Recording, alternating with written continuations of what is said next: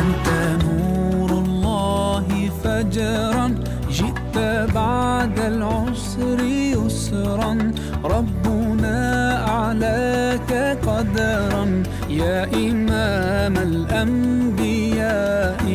أنت في الوجدان حي، أنت للعينين ضي، أنت عند الحوض ري، أنت هاد وصفي يا حبيبي